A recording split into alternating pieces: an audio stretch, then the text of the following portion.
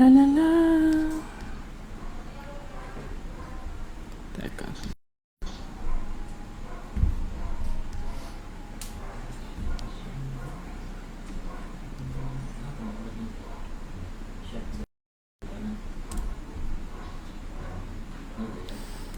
Hello po. Magandang gabi. Teka.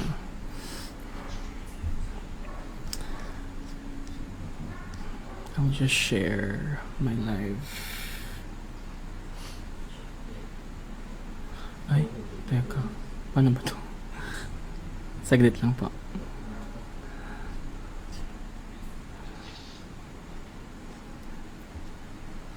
Ayun. Ito pala.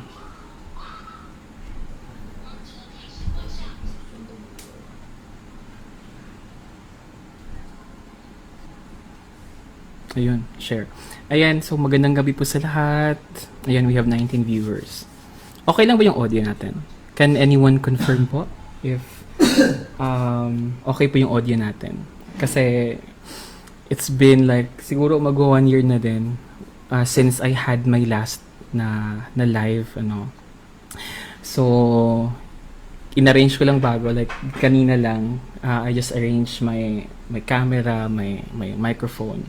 So hindi na rin ako nakapag-test, nakapag-audio test, no. So yun. So anyone, ayun, okay. Hello po kay Mira, magandang gabi. Magandang gabi din kay Luis Andre. Hello po, magandang gabi po sa inyo.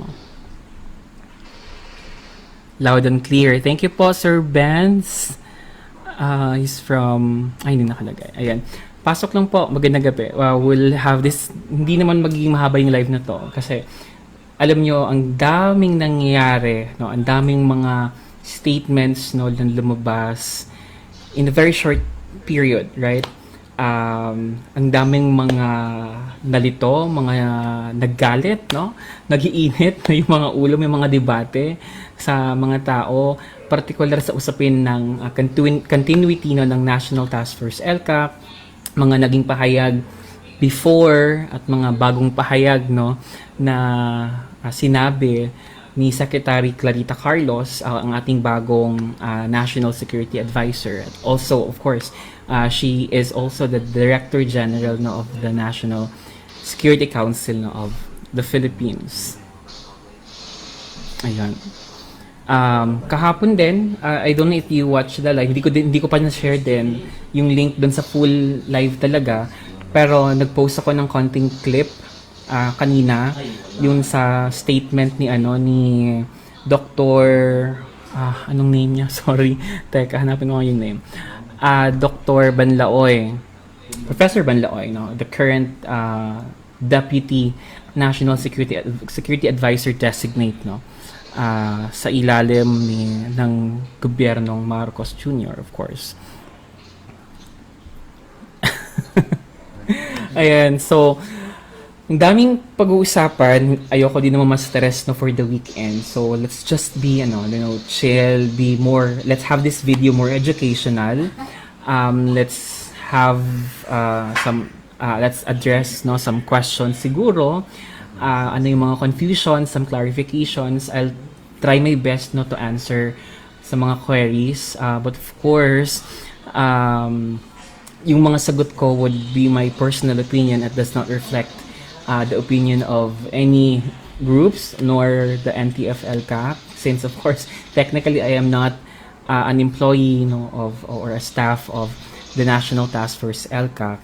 So all of my answers would be from the perspective ako bilang isang dating NPA rebel, NPA leader. Sorry, ito pa yung microphone ko. Sorry. Opinion ko, of course, it's my opinion based on my experience. I understand a lot of you will also have different opinions. Meron din sa inyo may iba't ibang mga pananaw, iba't ibang expectations, iba't ibang mga naramdaman no, hinggil sa mga recent statements no coming from different government officials, particular sa usapin ng counterinsurgency, our campaign against the CPP-NPA-NDF. So before anything else, of course, let's shout out siguro our viewers no for tonight. too low FPS. Why is that? Anyways, hello kay Sir Mira, magandang gabi. Kay Luis, Andre, kay Benz. We have Liz, magandang gabi Liz. Kay Geraldine Taparan, I think she's from Hong Kong. We also have, ayun si Angel. Si Ka Angel is also watching right now. She's also a former rebel in Central Luzon, one of the partners na of our government, especially dyan sa Manila and also in Central Luzon. We have Erwin Ilaya. We also have Olivia Palconete. Where else? We have Jim Salado. Hello po sir, magandang gabi. We have, ang hirap i-mention, Raul. Hindi naman si Raul siguro to nasa kabilang parlor. But, Rogel Villar Estrera. Ayan, we have Josh Ubao. We have PD. Ayan, magandang gabi. We have Catherine. We have, si Jude. Ayan. Hi, Jude. Who else? Si Lady Leon. Ayun. Si Jericho Martinez is also watching right now. We have also Romel Pawaon. We have Diane. Diane Valenzuela is also is also a former rebel. She used to operate as an NPA in Zamboanga. Zamboanga del Norte and Zamboanga del Sur, I think. Diane Valenzuela. We have Valmar. We have Shashi Lopez from Molo. Hello, shout out sa mga taga Molo. I used to stay in Molo before in Timawak when I was still studying in UP, sa Iloilo. We have Miro, we have John Odiasor, we have Lorilyn de la Cruz, we have Kim Torres, we have Louis ELX, is that correct? He's watching from Bahrain. Hello po sa mga kababayan natin sa Bahrain. We have Eduardo Destura. We have also Giselle Reyes from Pagadian City sa Monga del Sur. Hello po. We have Felicissimo Barbas. Ang dami. My God. Sorry, I know it's been a while na hindi ako nakapag-live. Siguro I was able to live last year. I think around May or April. No. I think naka-live ako siguro around September when I was in Quezon City. I think that was the last one. We have Jazar, we have Lorilyn, we have Luwaj, tama pa to? Kier, we have Grace, ayan, we have Samantha, we have Chavo. Ayan, Chavo is from Negros Occidental. Shout out po sa mga taga Negros Occidental. Maayong gabi, no, sa inyo tanan. We also have Rendel Clemente from Central Luzon. Ayun. So, there you go. It's 9 p.m. I know maraming watchers right now, no, from overseas. Magandang araw, no, sa ating lahat. I know everyone is very siguro meron tayong mga mixed emotions. Parang how do you call it? Parang nasa graph up and down yung emotions natin with different statements na lumalabas in the past few days, no, about the NTF-ELCAC. There were statements coming from Secretary Carlos. We have statements coming from who else? From former NTF-ELCAC personalities, from of course from former Undersecretary Lorraine Badoy. Who else? Of course, Ka Eric, of course, is a regular host na sa Laban Kasama ang Bayan. Also has been sharing also his sentiments, no, and opinions about sa usapin ng counterinsurgency, no, particular sa pagpapatuloy, no, at pagpapalakas ng National Task Force to end local communist armed conflict. Where do we begin? So, ang hirap, no? Ang hirap kung saan tayo mag-start. But,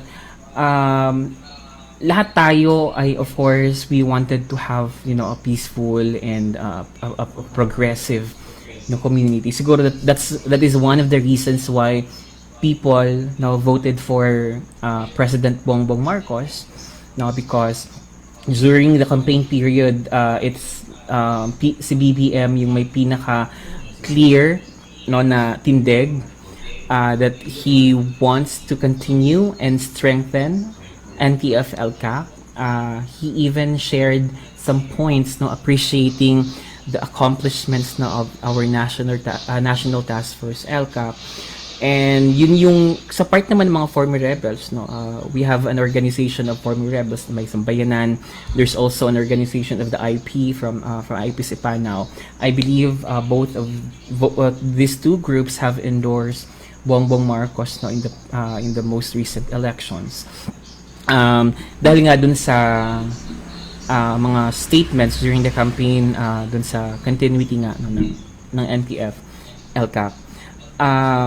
That's why siguro hindi maiiwasan na may so magandang i-note din natin na it's a very big, it's a huge legacy no of PRRD, yung National Task Force ELCAC, the Task Force Balik Loob, in general the counter insurgency campaign of the government has been significantly successful in addressing the roots of insurgency. It started in 2018 when PRRD passed Executive Order number 70. The EU 70, yan yung order ng Pangulo na kung saan binuo yung National Task Force ELCAC. And sa mga sumunod noon, tinayo yung mga iba't ibang clusters no, and lines of effort no, ng NTF-ELCAC. So there's a cluster focusing on social services, there's a cluster focusing on legal affairs, there's a cluster focusing on information, education, communication, there's an affair for law enforcement, there's an affair for infrastructure, there's an affair for international relations kasi of course the CPP-NPA-NDF also has international linkages, but overall 12, if I'm not mistaken, 12 yung clusters no ng National Task Force ELCAC, and there's only one cluster that's focusing on combat and military operations. So with that being said, yung mga kritiko ng gobyerno na nagsasabi na militaristic or militarized yung mga civilian agencies, I believe kanina at or kahapon I've read a statement from Kabataan Party List kay Congressman Manuel no ng Kabataan Party List. He said na with the NTF-ELCAC daw ay naging na-militarize no, or naging militaristic yung character ng mga civilian, supposedly civilian agencies, pero na-intervene or na-influensyahan ng militaristic way or approach no ng counter-insurgency, which is sa part ko, I've been working with and helping the National Task Force ELCAC since 2020. I surrendered in March no 2020 sa Davao. As I observed no the NTF-ELCAC, there's only one cluster focusing on law enforcement and combat operations. That's the PLEDS. PLEDS is peace. Peace ba yung letter P? Oh my God, I forgot. Basta the LEDS, it's law enforcement, development, and support. Parang ganun siya. So, other than that, other clusters of NTF-ELCAC actually is focusing on giving services, focusing on providing training, seminars, workshop, livelihood support, no? Consultation, dialogues, providing healthcare services, education. May mga nagtatayo ng eskwelahan, may mga nagtatayo ng mga IP centers, etc. So, basically, no, we're talking na ngayon of how NTF-ELCAC had functioned no, in the past 3 to 4 years no, under PRRT. NTF-ELCAC was grassrooted. It's not the NTF-ELCAC that we used or we always see on national TV or on social media. That's only about 0.01% of the functions and the accomplishments of the National Task Force ELCAC. Ako, I know you've seen me on national TV, on social media, no? But that's siguro in the past year or in the past 2 years, medyo hindi na ako nag-appear because we're very busy on the ground, and that's the big works no of the NTF-ELCAC, going to the barangay, going to the barrios no kung saan nagsa-start yung mga binhi ng insurgency, kung saan andun yung mga issues ng mga magsasaka, mga issues ng mga katutubo, no, mga issues ng mga mahihirap, na yung mga issue na yun are actually legitimate. For example, napaka-barat ng farm gate prices. Now, I think we have viewers siguro na may mga magulang na mga magsasaka, mga magbubukid, or mga magbubukid talaga yung may mga farmers tayo na viewers, or some of your friends or neighbors na yung kabuhayan ay pagsasaka, you can well understand the issue of very low farm gate price ng mga agricultural products. Mura yung bili dun sa saging na produkto ng mga magsasaka, mais, abaka, palay, what else? Saging, and all other agri-products. Napaka-baba no, ng farm gate price. What else? Sobrang baba din ng sahuran, especially sa mga rural areas. Well, if you were able to go to, for example, in my areas kung saan ako kumilos as an NPA leader, in Trento, in Agusan del Sur, in Moncayo, in Davao de Oro. When I was, immersing in the communities as an NPA, doing social investigation, talking to the people, asking what their problems are, I encountered one incident na may isang community na yung sahuran sa isang araw na trabaho, that means from 8 a.m. to 4 p.m. na work ng magsasaka, ay kumikita siya ng 30 to 50 pesos per day. Hindi libre yung pagkain. 30 to 50 pesos per day. Imagine who would survive, di ba, right? For a 30 to 50 pesos per day. So imagine if these issues are not addressed by the government, if these issues remain to be issues dun sa community, if these problems remain to be the burdens of our countrymen, especially sa mga far-flung areas. And here comes the NPA going to their communities, educating and infiltrating the people, radicalizing the people, putting all the blame to the government that the government is not attending to the well-being and to the welfare of the people. So kung ikaw, if we put ourselves dun sa sitwasyon ng mga magsasaka na nasa community, hindi mahirap, siguro sa end ko, based on experience, hindi mahirap na ma-radicalize, ma-recruit, ma-organize yung magsasaka kasi the NPA are talking about the real problems of the people. And these problems are being exploited for them to recruit the farmers, the sons and daughters of the farmers. So basically that's it. So the very way that the ELCAC had been doing in the past 3 to 4 years is they go to the community, they talk to the people, they engage the people, they ask for what the problems of the people are in the community, at yun yung nagiging tungtungan para magkaroon ng mga urgent o mga short-term then to medium to long-term resolutions and programs that would address the roots of insurgency. In short, hindi insurgency agad yung sinusolve ng ELCAC. It's the problems of the people. And bonus na lang na nag-end yung insurgency sa lugar. Kasi yung sinasabi parati, for example, yung sinasabi parati ni Secretary Kapuyan, the former executive director of the NTF-ELCAC. ELCAC is all about good governance. Good governance kasi it looks into the problem of the people, and from there, it crafts solutions. From the ground. Kasi it addresses the true issues of the people from the ground. Hindi lang yung issue na gawa-gawa lang ng kung saan-saang ideya or napupulot kung saan-saan ng mga libro or whatsoever, right? It's the real issues that are on the ground, and these issues are being addressed by the National Task Force ELCAC. That's why I'm very emotional if I really talk about the NTF-ELCAC. Although there are things that we had struggles before with different people in ELCAC, but basically what I admire really is that ELCAC actually made some enlightenment sa part ko. I may not agree to some things, but these are very minor things. What I'm trying to focus at saka kung saan ko pinofocus yung self ko is that ano yung impact ng NTF-ELCAC dun sa community, dun sa ground, dun sa mga simpleng magsasaka, katutubo, mga kabataan na hindi nakapag-aral, mga kababaihan, mga IPs natin, especially in Mindanao and in northern or central part of Luzon. So that's how NTF-ELCAC is working in the past 3 to 4 years.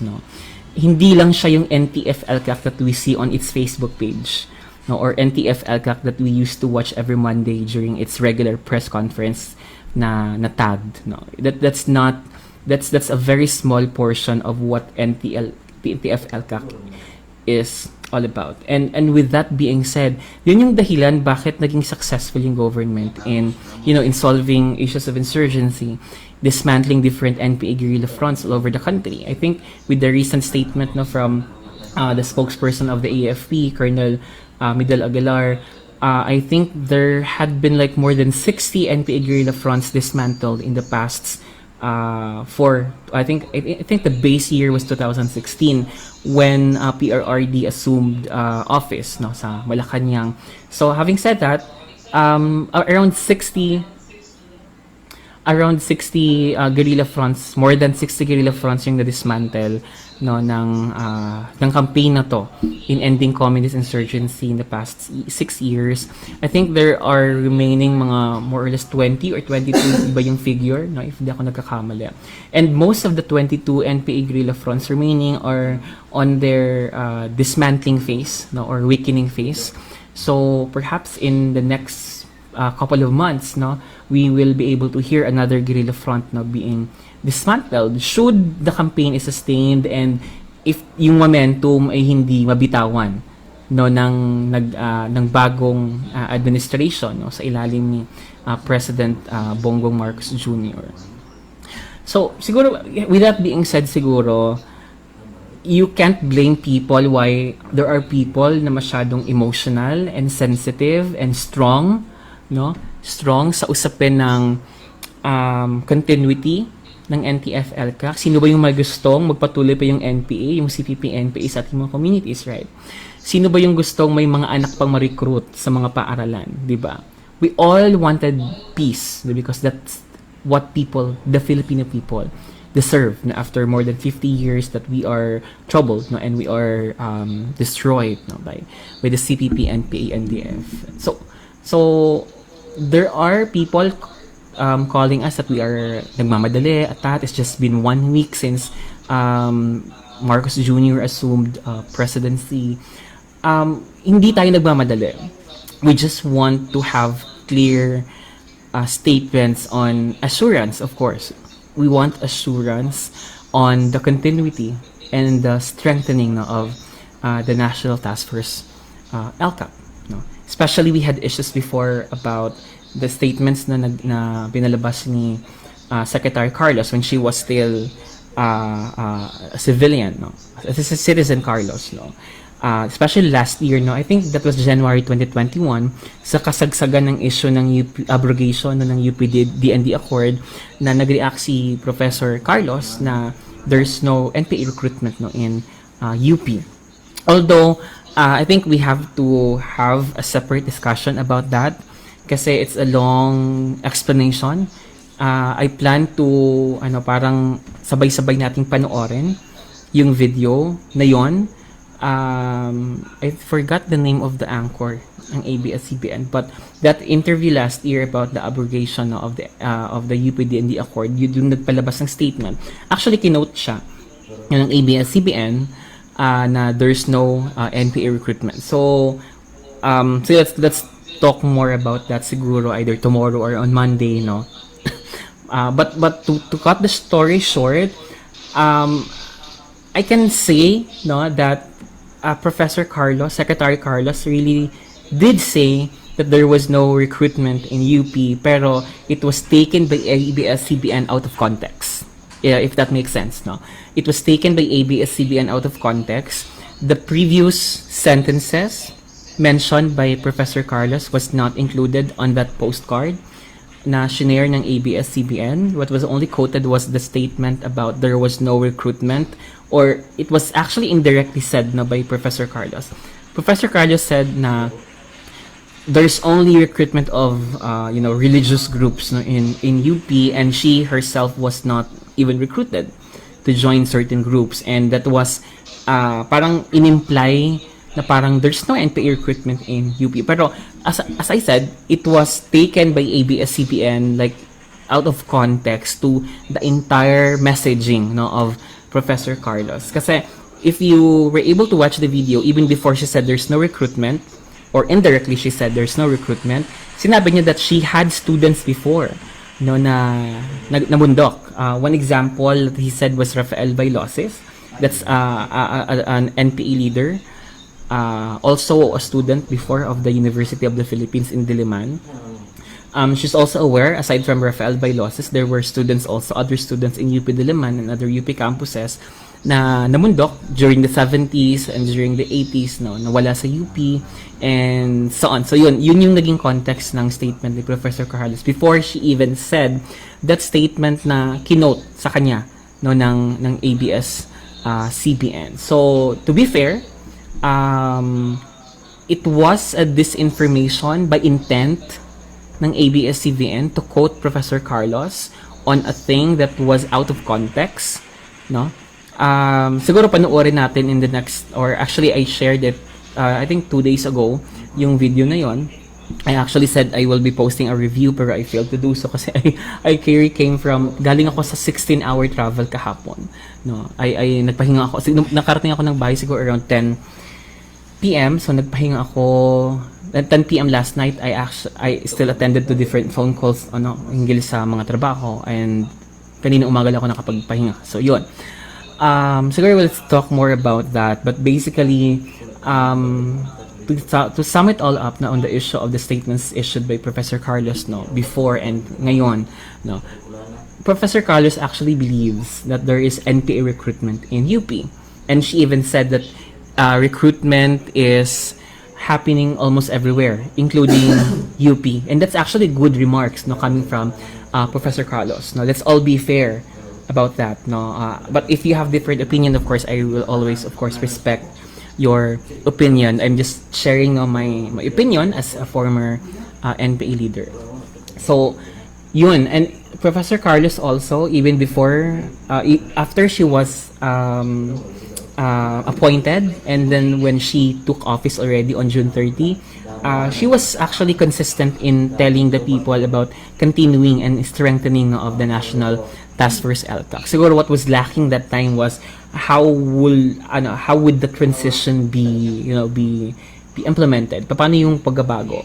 What's the transition? What would be the structure, or who will be the new people that will be composing the Secretariat of the National Task Force ELCAC? How will the new players, no, from the National Security Council be integrating to the previous team, no, of the National Task Force ELCAC? Yun yung hindi pa nakikita that time, no, until siguro I think 2 or 3 days ago nag-meet, no, si Professor Carlos, Secretary Carlos, no, with the Secretariat of the National Task Force ELCAC. So on that case, no, on that matter about Professor Carlos, she actually had a good remarks about the continuity, no, of the National Task Force ELCAC, and we're happy.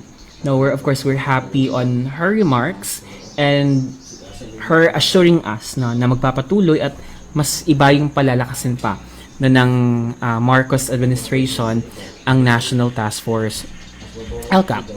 So there you have it. But here's the catch. Ito, commercial break tayo. Here's the catch. Kahapon, sa Pandesal Forum, I'm not sure if napanood nyo yun. Hold on. Where's the link ba? I'll post it na lang. I'll share it siguro tomorrow morning, yung link dun sa Pandesal Forum. Kung saan si... who was that? Hold on. Si Deputy NSA, Professor and Doctor, no? Hold on. Where's the name? Rumel. Ayun, si Sir Professor Dr. Rumel Banlaoy, no? He's currently the Deputy Deputy NSA designate, no? Ng National Security Council, and she said quite a few interesting points, no, about the counterinsurgency.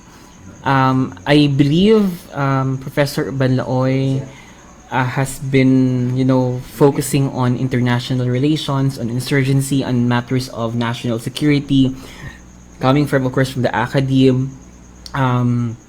She said quite a few things, no, about red tagging. That's another thing, no, and she also said about the legal fronts, no, of the CPP. How will I begin with my comment ba? ako lang ba or kayo din, why are they using the term red tagging to begin with? That's actually my very first question. Why is the National Security Council, or at least why is Dr. Romel Banlaoy is using the word or the term red tagging? And he even said that red tagging is not productive, no, and so on and so forth. I believe red tagging is not a policy of the NTF-ELCAC.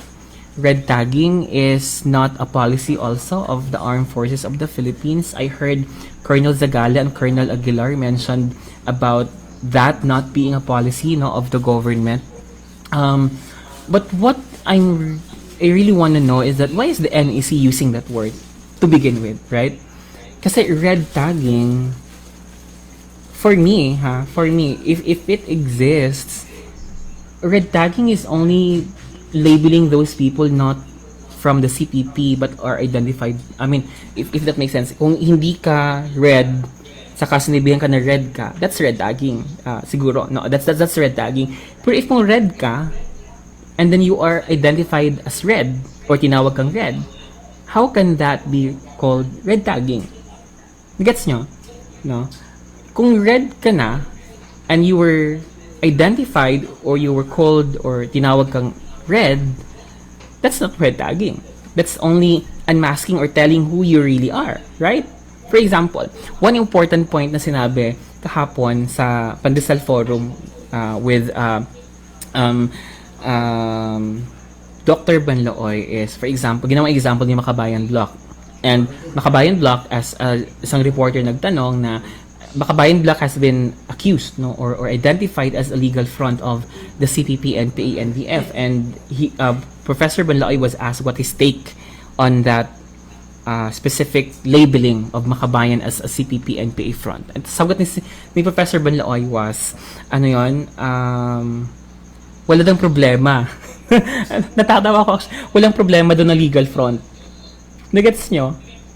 I mean, what would be your reaction hearing, if that is coming from a government official, na walang problema ang legal fronts ng CPP-NPA-NDF? And he even encouraged the legal fronts to continue on what they are doing, to do the protests and all the freedom of expression and so on and so forth. No? I mean, no problem with, of course, with the freedom of expression. Walang problema dyan. But the concept of encouraging these legal fronts of the CPP to continue and even strengthen and pursue with what they are doing, that doesn't make sense to me, especially if that statement is coming from, from someone in the National Security Council, right? Sorry, hindi ko talaga makonect what Professor Banlaoy was trying to, what he's trying to point out, no, na it's okay to have, that this legal fronts exists, right? And the government will, although may magandang naman siya, may magandang sinabi siya sa dulo na if this legal front or if these groups have, will be proven or will be will be monitored to be part of the support network for the armed overthrow of the government, then the anti-terrorism law will be, implemented to its full extent. Pero yung previous statement niya na it's okay na andyan yung mga legal fronts kasi nga legal nga daw, and it's okay, it's accepted, it's fine. That doesn't make sense talaga to me. That doesn't make sense. Please help me connect the dots. Right? Okay. Let's breathe muna. Let's read some comments here. Ang dami ko nang na-miss. What is government's action in regard to the places where Kabag party list? How do I... Teka. Hold on. How do I control the comments? Hindi masyadong mabilis.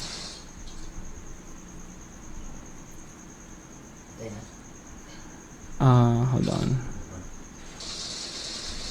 Ayan. Wag naman. Wag naman. I just hope na you're saying that Nguyen figuratively, wag namang sipain. No. Sisipain ka ng 31 million.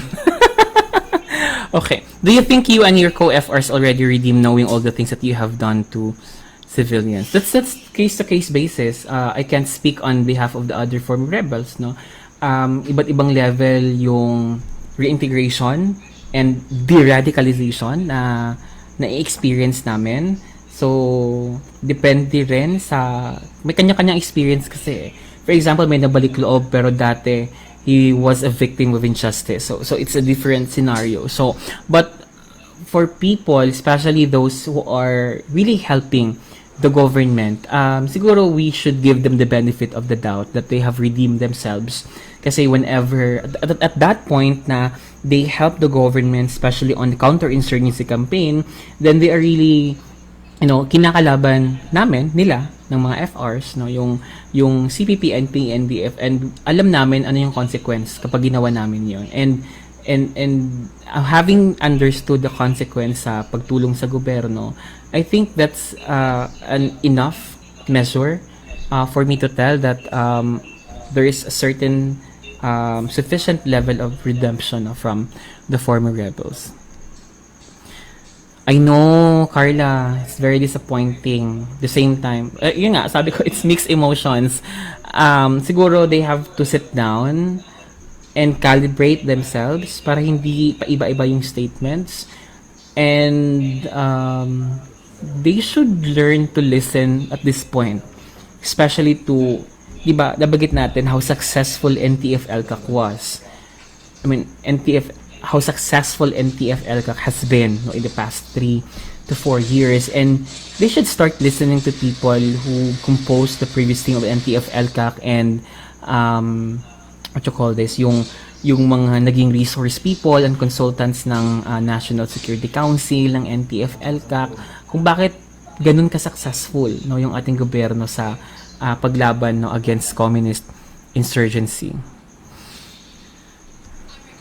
Yeah, they keep using red tagging. I don't know. I don't really know why. I can't answer that. But hopefully we get clarificatory statements now from the side. Well, first I just hope it's not the official position, no?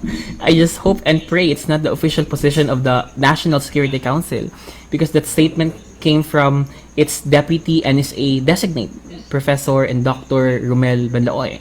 And again, I just only hope that's not the official position of the entire National Security Council. Siguro dapat gawin din yung nangyari kay Yusek Bade dati kasi kilala siya, hindi, and naniwala siya sa recruitment sa CPP-NPA-NDF dati. Pero nagbago yung pananaw niya at sumusuporta na siya laban sa CPP-NPA-NDF. It's really a process, no? It's really a process. It's two-way process. Number one, sa sarili ng mga bagong appointed na to, how open they are and how open they are to listening and to accept ideas, no, especially to those people who had direct experience, especially mga former rebels at mga former cadres natin. At the same time, also sa second naman is that yung communicator, no, magandang yung harmony ng sa side ng mga bago at doon sa side ng mga nakakaalam doon sa usapin ng insurgency.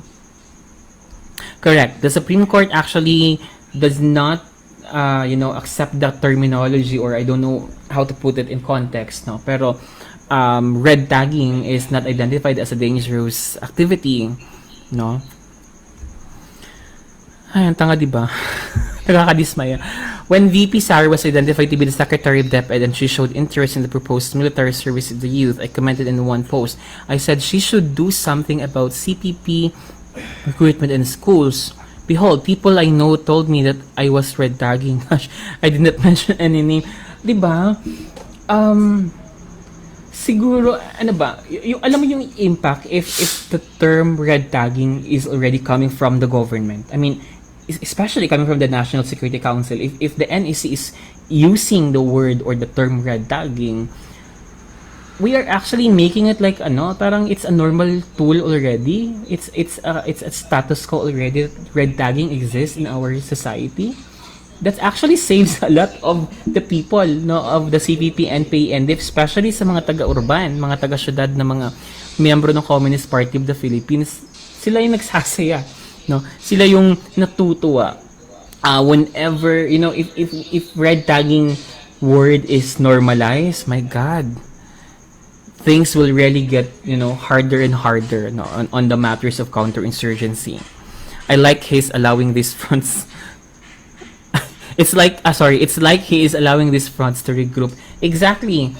Kasi if for example, we call this certain group as a front of CPP-NP, and it really is a front, no? Or a part of the framework of the CPP-NPA-NDF, and the government, or the very least, the NSC, does not allow that type of messaging, then how do we put it, in the matters of communication, paano natin ito ma-relay sa mga taong bayan, no, sa mga magulang, sa mga taga-schools, mga teachers, mga admin, mga estudyante, that these groups are fronts or recruiting grounds, no, of, sorry, may dumang sasakyan, recruiting grounds of the CPP-NPA-NDF. So, we are actually not just allowing these fronts to regroup, we are allowing them to regrow, right?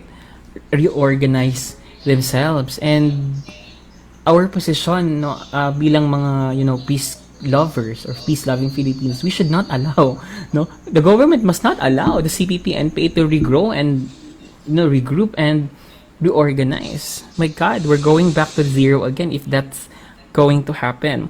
Paano kasi puro libro, di lang nakikinig sa kung sino. Mahirap kasi pag puro libro. I mean, this is my personal take, ha.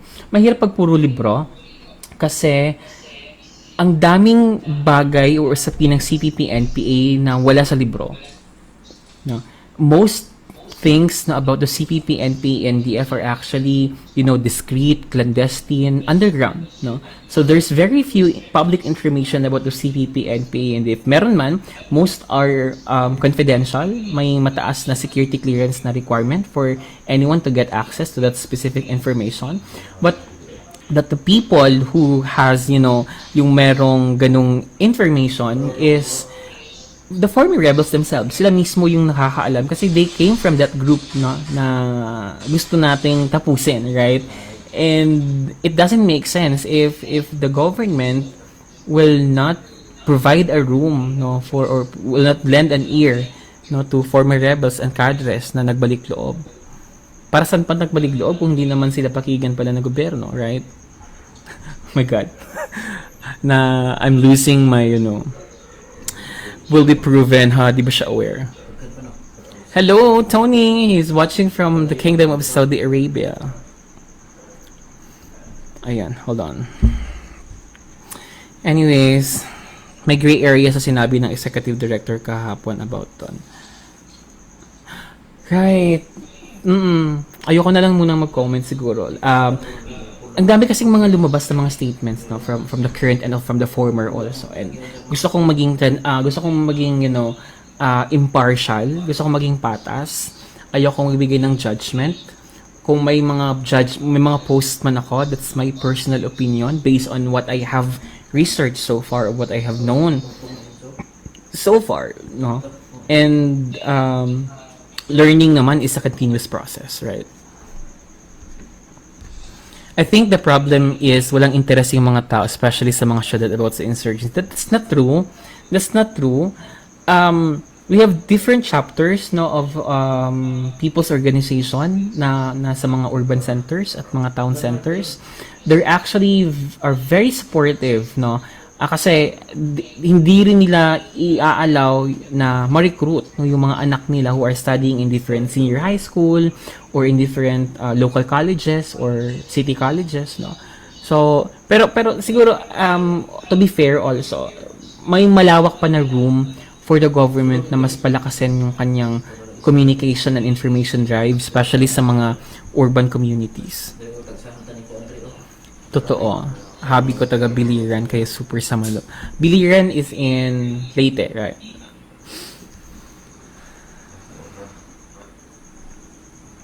Let's scroll some comments here. Magandang gabi pala sa ating 92 viewers.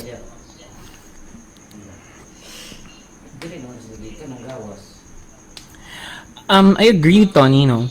Although may gradual na tayong ginagawang mga, kasi ako in my I had been into different educational forums, no, with the people. Sa example, I talked to some communities in Zamboanga City, in Cagayan de Oro City, in Davao City, in Tagum City, saan ba? Where I had, saan ba? In Manila also, some barangays in Navotas, no, and in Quezon City and in Pasig, no. Ano yung mga dating chapters ng mga urban operators, no, ng CPP-NPA. I admit hindi lahat may ganong interest, no. But it's a matter of how we package our messaging to the people to make them realize na yung laban natin against CPP-NPA, it's not just a fight of those people who are involved in the movement, but including those people who are not involved. Kasi nga, at the end of the day, yung mga kababayan natin, yung mga anak natin, yung mga kapwa Pilipino natin, yung nagiging biktima, no, because of the scourge, no, because of the activities, no, of the CPP-NPA-NDF.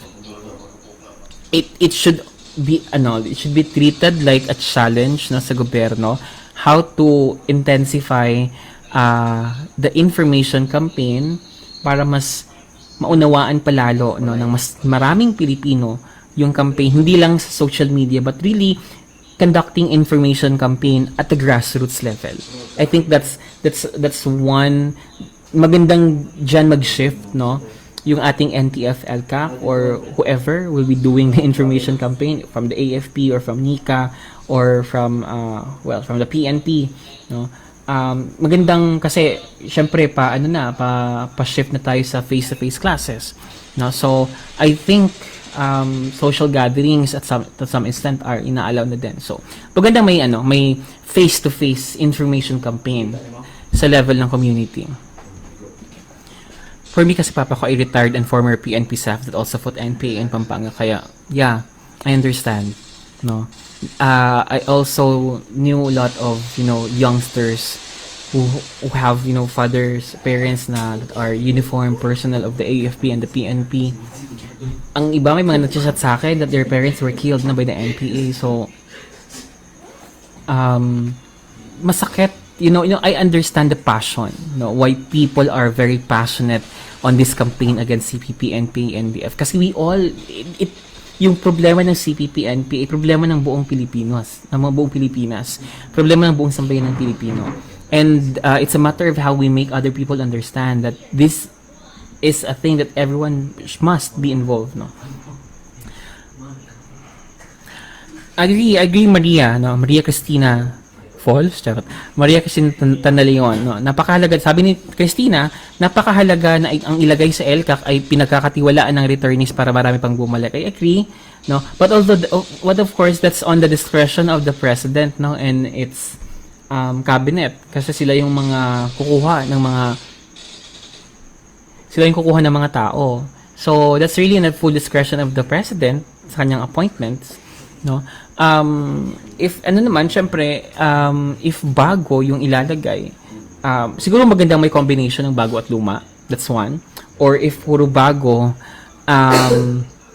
dapat talaga may malalim na briefing, before, bago pa siguro magbigay ng magpalabas ng statement, dapat ma-brief muna, no. Baka naman no, bago magpalabas ng statement, ma-brief muna on these matters para hindi naging inconsistent, no. I actually had posted this and one military official actually nag-comment, no. Hindi ko lang sasabihin yung pangalan. I-mention na yung mga sinasabi ni Professor Banlao is actually the previous stand of the government back in years ago. And alam natin, although may mga accomplishments before, I must admit it, may mga accomplishments before, pero the accomplishments of PRRD on the campaign against CPP-NPA-NDF is hindi kayang pantayan ng previous mga former administrations before him, no. Kaya especially on the campaign against the legal fronts or the campaign of the urban operatives of the CPP-NPA-NDF. So if we go back to the old style, not just we let the urban or the legal fronts continue to organize and recruit.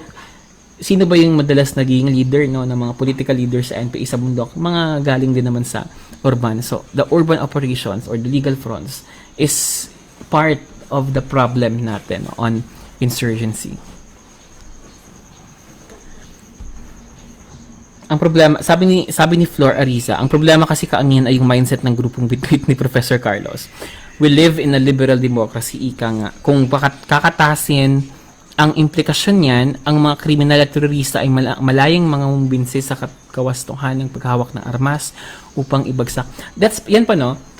Siguro on the matters of this, I mean, kung sa scholar or academic yung academyong perspective, yung pagtanga ng armas kasi sa academe parang naging part na siya ng kasaysayan ng daigdig on how armed resistance, armed revolutionary movements had immersed in different parts of the world, in Asia, in South America, saan pa ba, in Europe, not in Europe, in South America, in Asia, so yun, in India of course,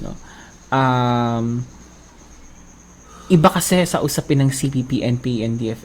Ako personally, yung mga issues na nire-raise, I mean, yung naging reason ba't may nag-NPA, I understand the legitimacy of those issues, pero still, siguro it's a matter of principle, it's a matter of belief na yung pagtangan ng armas is really not a solution to the existing social problems that we have, And in the setup or wala na kasi tayo sa academe. We're talking here of government, we're talking here of national security, Will the national security people be allowing the option of armed struggle sa ating mga kababayan? That should be answered. Yung tanong na yun ay dapat masagot, kasi if that's a very crucial question, kasi that is a question that would address on whether we will allow the CPP to have our government overthrown, Of course, the people will really not allow the CPP na mapabagsak yung ating gobyerno. Is it a case of the red tagging term being thrown at them in the form of a question which they use? Dapat unang response nila is to correct the term. Baka yung pride siguro kaya ayaw magpaturo. We don't know. We are still yet to, sa part namin ng mga former rebels, we are still, looking forward, na makapag-usap, makapag-dialogue, siguro a courtesy visit or a courtesy meeting, with yung ating mga bagong key people sa NTF-ELCAC and sa National Security Council, with of course sa mga kadre na naging bahagi ng NTF-ELCAC at naging resource people and consultants of the National Task Force ELCAC. It all boils down sa stand ni BPM towards communist insurgency. That is correct. From the very start, I had my doubts about the kind of continuity that his camp has been selling us. That is, of course, your opinion. I haven't heard President Marcos Jr. mention about the issue of insurgency, and siguro I think hindi ko na matandaan kung ilang beses siya nakapag media briefing, but I haven't heard him talking about communist insurgency. Even the press secretary, si Attorney Trixie, I can't recall any instance na napag-usapan during a press briefing or press conference about the issue of insurgency.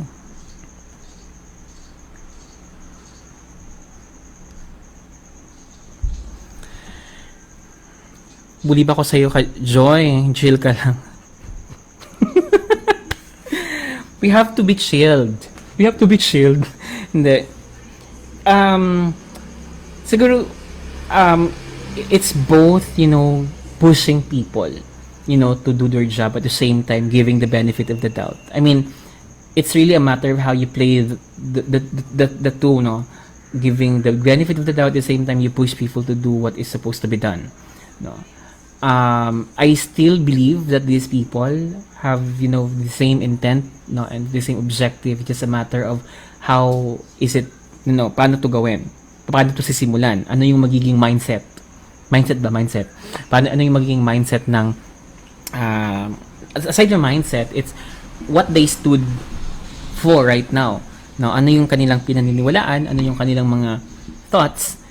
the reason why we look forward to have a table meeting, no, with the, for example, perhaps if we will be given the chance to have a meeting or a courtesy visit kay Secretary Carlos, is that we also want to hear her thoughts about anong take niya on counterinsurgency, no, because she of course had served in different capacities, no, that concerns national security or internal security or international affairs and whatnot. So is ganun din kay Professor Banloy. I believe he can't be, designated to that position if he doesn't have, of course, the credentials. So hindi naman solo ng mga former rebels or ng mga former people in ELCAC yung kaalaman. It's just a matter of really sitting down and talk about and discuss and you lay down your ideas and thoughts, and yung iba magle-lay down din ng kanilang ideas and thoughts and come up with a more enhanced, a brilliant, and I know the NTF-ELCAC, the idea of how NTF-ELCAC was commenced, na start siya noong 2018, was a very brilliant idea, coming from the president himself, PRRD. What I'm trying to say here is that paano yung improvement, enhancement, paano pa mas mapapalakas, those yung ganung objective should not be, hindi lang dapat sinasarili, kasi there were people involved in the huge success, and that's a legacy of PRRD, and these people have to be be provided with a venue for them to to share their thoughts and ideas, and for the new team also to give their thoughts and ideas and merge all the ideas, wrap it all up, brainstorm, and come up with a more brilliant and a more stronger team, to successfully end, once and for all, the CPP-NPA-NDF. Yon. Hopefully, Jenny, hopefully, we're planning to write, siguro, yun ba, by this month, we'll be able to write perhaps a letter addressed to the National Security Council, where we plan to seek for a courtesy visit, or kahit virtual, we're open to that, for a courtesy visit dun sa mga bagong tao sa National Security Council. Hi, Sir Luis Sonito is watching from Bahrain. Ayan. Dami palang comment kung na ano. My God, why is my frame nag-drop yung frame rate ko? Anyways, yun nga, walang media nagtatanong sa press. Siyempre media, talagang wala silang pakialam sa usapin ng communist insurgency. Kasi for them, the issue of CPP-NPA-NDF is not something that they can, earn. No, that's categorically speaking. Hindi benta, Kung ilalako ng media yung usapin ng CPP-NPA, hindi, no peace talks, please. Na brief ba? I think malinaw yung stand ni Professor Carlos on peace talks, that she's not open to, yung peace talks with the NTF in the Netherlands. She actually commended, pinuri ni Professor Carlos, ni Secretary Carlos, yung local peace talks or local peace engagements na ginagawa ng NTF-ELCAC. And she said she'll have that strengthened at ipagpapatuloy niya yung local peace engagements, with the communities na may mga may mga presence pa. Just take things slowly with NSA-SEC. Let her realize the truth. Best to link with other fellow supporters from within the government. That's what we are doing. We're looking for support. My God, my insecto. We're looking for people, and we're actually talking to people na we share sentiments with. But at the same time, we do not burn the bridges, right? Actually, that's your point. We do not burn the bridge. That's certain. Hindi tayo maghahanap ng kaaway on what we are, discussing or posting on social media or statements that we are releasing. We're not looking for enemies. We are actually wanting to help. We want to help the government na it will be, on that direction of how NTF-ELCAC was successful in the past 3 to 4 years.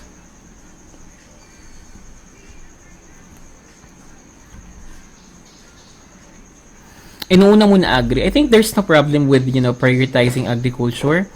Kasi, I mean, in connection with the CPP-NPA-NDF, no, siguro na sa mga 90% or 85% ng mga members ng NPA are farmers.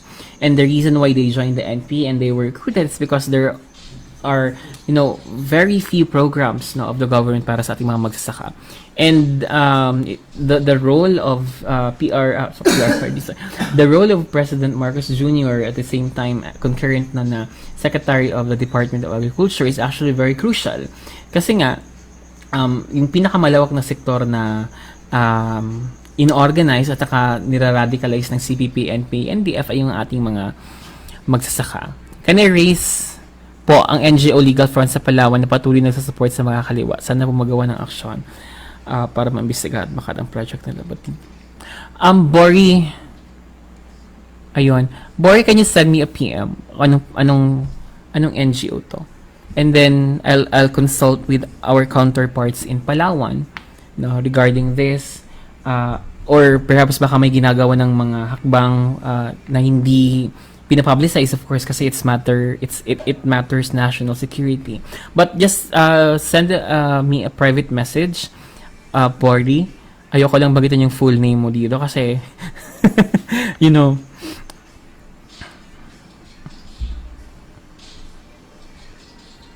Thanks, Vanji, for the support. Thank you so much.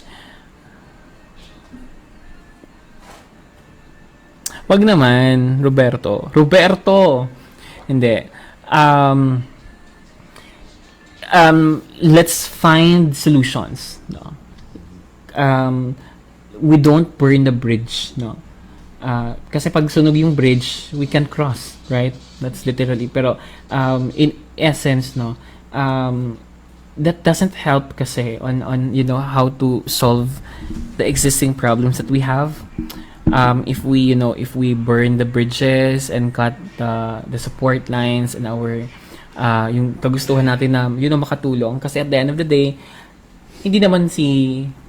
definitely hindi si Marcos yung kalaban natin, hindi rin si Secretary Carlos, no, hindi rin si Professor Banlaoy. Ang kalaban natin dito ay CPP-NPA-NDF. That we should be clear on that specific point, no, para hindi tayo mawala sa landas, no, ng ating kampanya against CPP-NPA-NDF. Hello, Kate.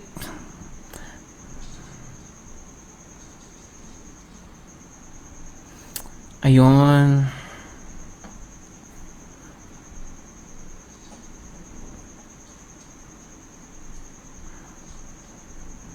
Anyway, so it's been an hour. In a short while, no, siguro in 5 minutes, I'll be ending my live. Hi, Belinda. Ayan, tanaw si Kuan, si Jam sa kong live. Hi, Jam. Ang hirap ng burahin kasi nakaugat na sila mismo sa loob ng gobyerno. Mahirap at hindi imposible. Let's just trust, the process. Let's trust paano, how effective NTF-ELCAC really is. No, yung ELCAC naman kasi has just been there since 2018, December 1921. So, less than 4 years, no? The CPP-NPA has been there for more than 50 years, and yung ELCAC is only around 3 to 4 years. So, yung continuity talaga ng Marcos administration is really, napaka napaka-crucial ng continuity ng Marcos administration kasi sa kanya nakasalalay sa bagong team ng counterinsurgency team ng NTF-ELCAC ng Marcos admin, nakasalalay yung hangin na lalanghapin ng CPP-NPA-NDF. Are we going to give them air to breathe, or are we going to further intensify our campaign to really end the local communist armed conflict na sa ating bansa. And siguro before I end this live, I understand lahat kayo right now I think we have like more than 80 viewers, no? Lahat tayo, we have different opinions. Kanya-kanyang opinion tayo, kanya-kanyang paniniwala, kanya-kanya tayong mga, you know, mga iniisip, mga ideas. Ang dami nating mga ideas. If we have, you know, 1,000 people in the room, there are 1,000 ideas. Now, the more important thing is how do we set our common ground? No? Paano tayo magkakasundo o paano tayo magtatagpo sa magkakaibang pananaw at magkakaibang perspektiba? That's a challenge sa atin. Pero it's not impossible kasi we know, no? We know kung saan tayo may common na pinaglalaban. No? We are doing this. Why? This is for our children, para sa mga kabataan, para sa ating mga kapwa Pilipino, para sa susunod na henerasyon na, no, you know, hindi na maranasan kung ano yung naranasan ko, nila ka Eric, nila ka Noel, nila ka Ivy, nila Marikit, no? You know, hindi ganun kadaling i-imagine what lives that we had to go through, no? Siguro pag nasa media kami or nasa social media or sa Facebook or sa mga interviews, no, sa press, siguro you see us na parang we're very strong, that we really fight against CPP-NPA-NDF, pero we don't really know what's behind, no? What are our thoughts, what are we going through, no? So my point here is that ang dami nating pagkakaiba, but regardless of our diversity, may pagkakaiba din, of course, kay Secretary Carlos, kay Secretary, or I don't know if USEC siya, Banlaoy, no? Let's continue to, you know, to fight for what is right and to fight what is for the good of the Filipino people. Kasi at the end of the day, hindi masamang ipaglaban kung ano yung tama at hindi masamang igiit, no? Kahit sabihin man nagiging atat tayo, sabihin man tayo nagmamagaling tayo, may ibang nagpo-post pa, kayo na lang magpresidente, kayo na lang mag-NSC, NSA, ganyan. No. We are what we are doing, you know, is constitutionally enshrined and guaranteed, no? And regardless of, you know, the constitution, ginagawa namin ito, this is not for ourselves, no? This is not for the 31 million who voted for BBM. It's for the entire Filipinos, lahat ng mga Pilipino, kasi we don't want the next generation to suffer another 50 years na of the scourge of the CPP-NPA-NDF. Lahat tayo gusto ng kapayapaan, lahat tayo gusto ng kaunlaran, lahat tayo gusto ng matiwasay na buhay, na walang nasisirang pamilya, walang nasisirang kinabukasan ng mga kabataan, maunlad, progresibong komunidad. Yan yung gusto nating makamit, or yan ang gusto nating maibigay sa next generation. Kasi pag, let's say for example, in the next 50 years, andyan pa din yung CPP at mas malakas sila kaysa sa ngayon. Di ba tayo mahihiya na tayo yung dahilan ba't mas lumakas kasi wala tayong ginawa at this very point in time. So that's why yung post ko ngayon is, you know, wag tayong mahiyang magtanong, magsaliksik at makialam. There's nothing wrong with asking questions. There's nothing wrong, you know, with searching for truth. No, there's nothing wrong with being involved. Kasi pag ginagawa natin, we're doing our you know, our obligation, no, as Filipinos. And